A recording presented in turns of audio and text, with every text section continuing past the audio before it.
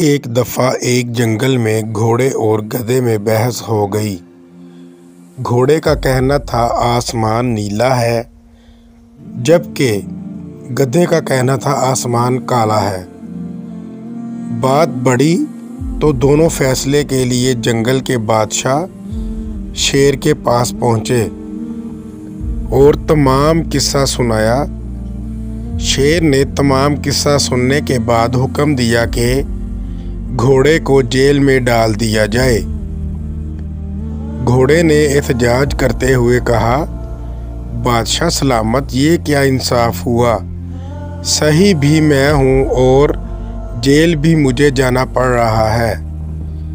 بادشاہ نے کہا، بات صحیح یا غلط کی نہیں، تمہارا قصور یہ ہے کہ تم نے ایک گدھے سے بحث کیوں کی۔